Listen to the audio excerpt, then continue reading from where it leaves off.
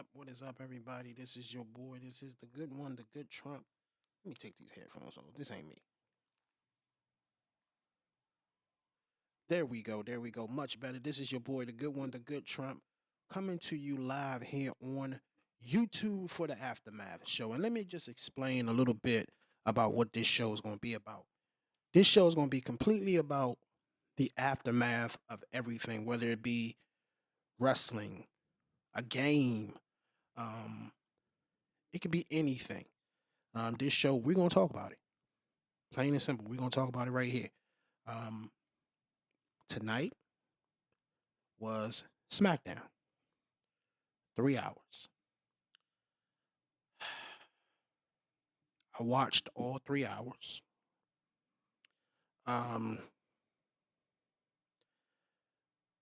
I watched all 3 hours, and I gotta say that it was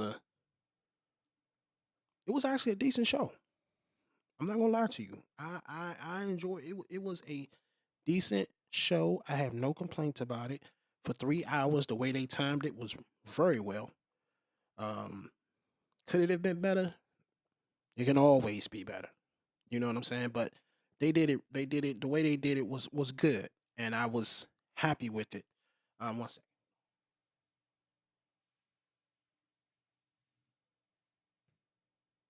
There we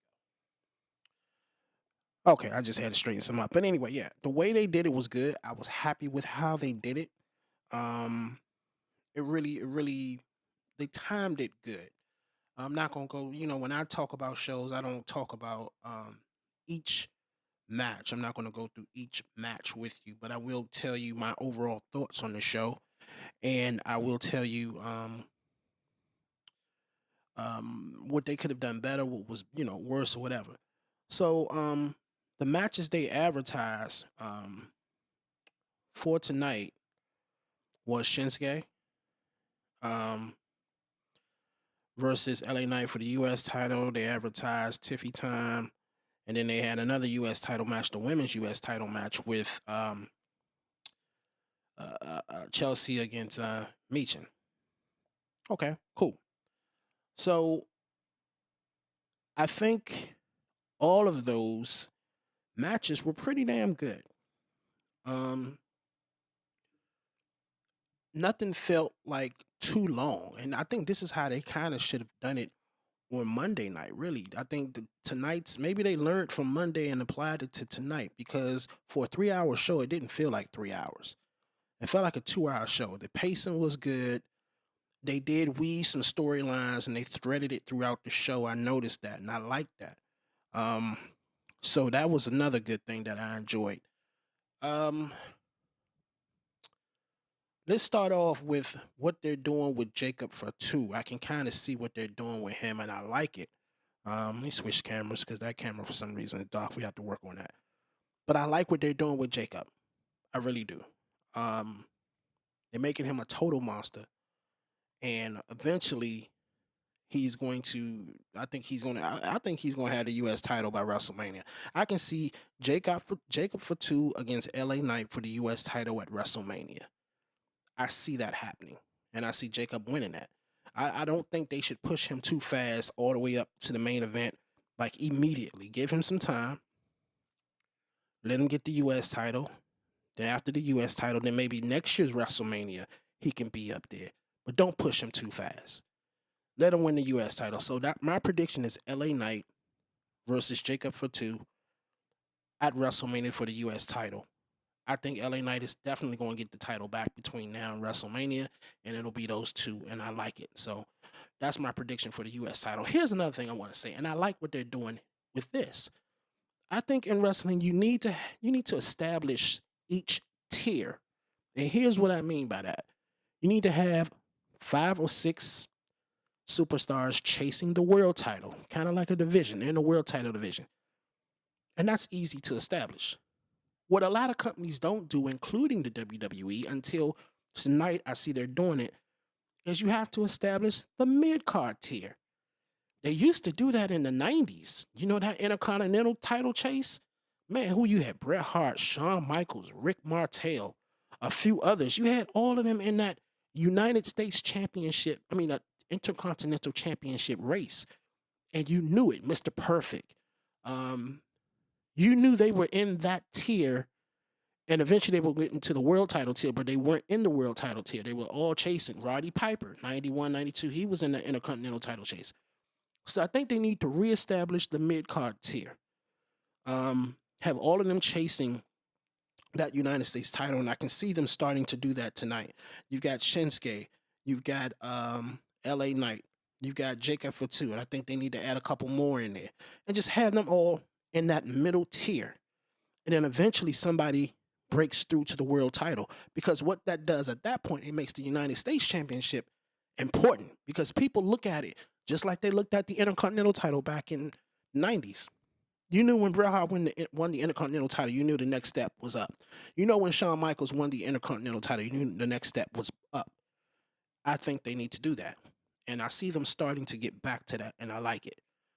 The tag team division, it looks like they're trying to reestablish that. And I like that. They're establishing the tag teams. Who are the tag teams? Who are in that division? I told you a week or so ago that I think a good tag team division needs at least 6 teams, minimum. You need 6 established tag teams in the tag team division for a successful tag team. And I don't mean just randomly put together tag teams. That's why the women's tag team title needs to go away. Unless you're going to be dead serious and have a women's television show, there is no need for a women's tag team title, because you haven't established the division. So right now it's a prop, and keep it until Jay, and then Jay comes back, and you can use it as a field, as a to build that angle. But unless they're going to be serious about having tag team women in the tag team division who only wrestle in the tag team division, get rid of the women's tag team belt. It means nothing. Who cares? And the fact that you just gave it to somebody when somebody got injured, instead of what you normally do, which is put up a tournament when somebody gets injured, it further diminished the women's tag team title. Get rid of that shit immediately. It means nothing. All right. So speaking of the women, we had Tiffy time tonight. This chick is entertaining as hell. I would give her almost a Roman Reigns style run with that belt. She's entertaining. I like her more when she's heel. So everybody's predicting Charlotte against her at WrestleMania, and I can see that. I think that would be a good match. So that was entertaining. It was kind of predictable. You knew Nia was going to come out there. What I did not expect was Bayley to win. We know she's not going to win the title, but I did not expect her to win and get a shot at the title. So that was surprising to me. What else happened? So next week it's Bayley and Tiffany Stratton for the title. Okay. I don't know why you wouldn't put that on the Rumble unless you got plans for Bayley to win the Rumble again, which I don't think is going to happen. So also tonight, like we already talked about the Shinsuke match and establishing that division. I like how they threaded the Cody, Kevin Owens, Jacob for two thing through the show. They made that the main event. Of course, Jacob went over. That was good. Although I think it was a good show, I don't, maybe it's just me. It's my attention span. I'm a grown ass man with the attention span of a 2-year-old. You know what I'm saying? If you don't grab my attention, I'm gonna walk away, do something else, and I'm gonna forget what the fuck just happened. And I think that's what happened. But overall, I think SmackDown was good. What I really want to talk about,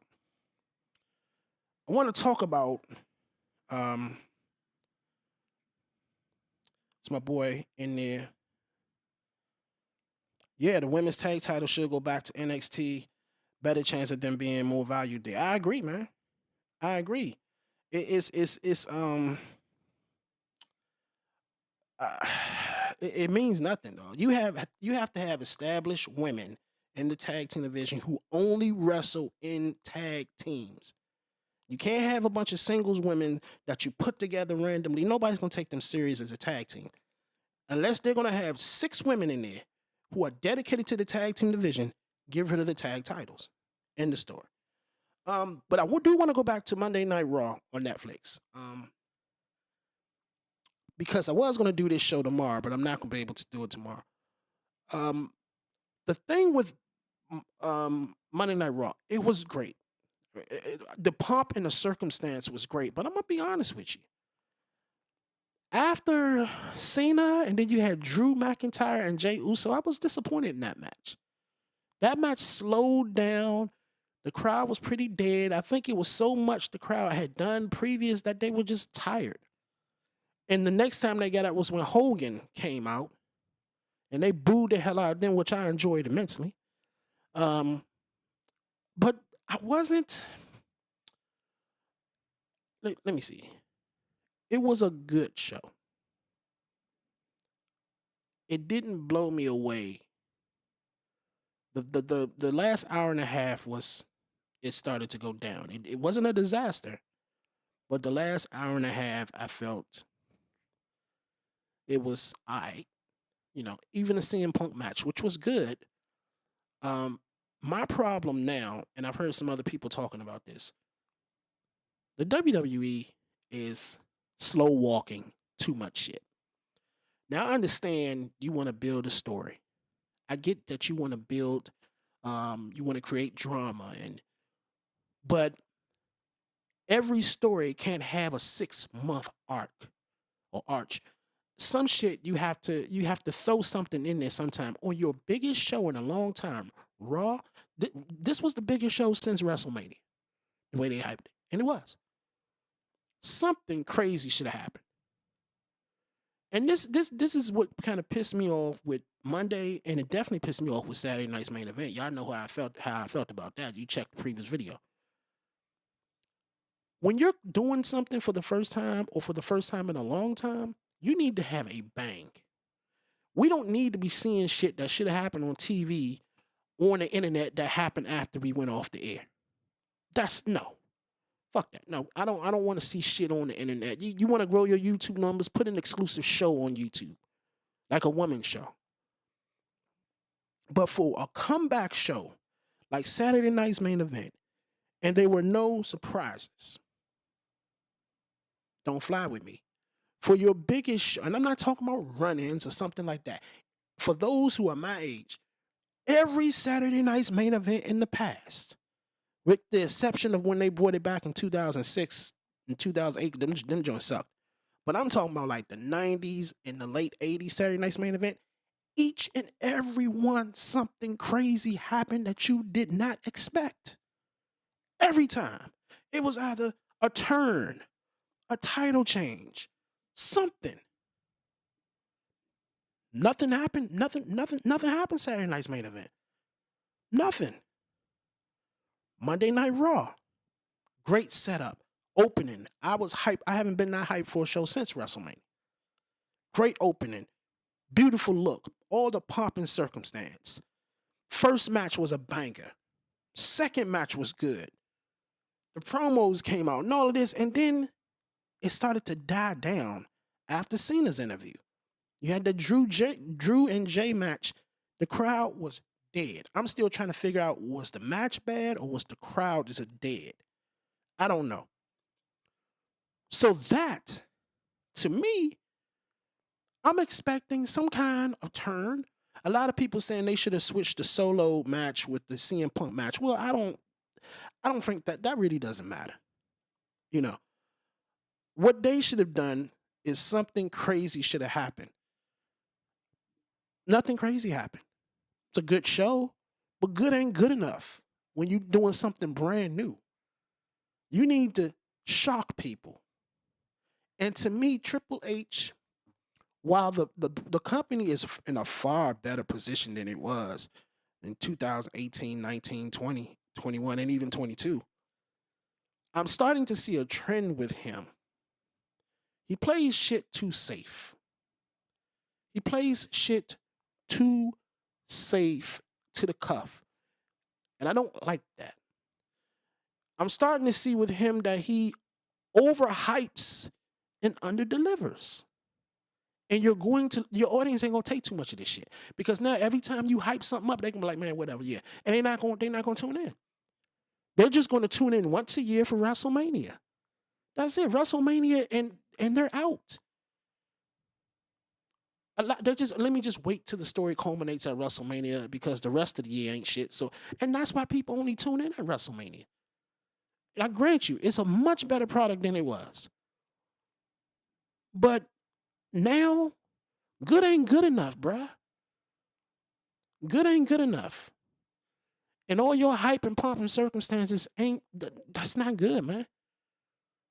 Wrestling is a 365, 7 day, a 365. There are really no off seasons in wrestling. And if the only time y'all gonna do some shock and awe shit is around WrestleMania, then I'll catch you next WrestleMania. I'm out. For real. This shit should be. I remember the Attitude Era, and even in the early 90s. I'm talking about like 91, 92, before the shit started going downhill in 93. Something happened. You had to tune in. I don't feel that with them right now. And God, I'm not talking about AEW. It's to the point now I'm not even talking about AEW. Everybody else want to talk about AEW, you go right ahead. It's too easy to talk about AEW right now.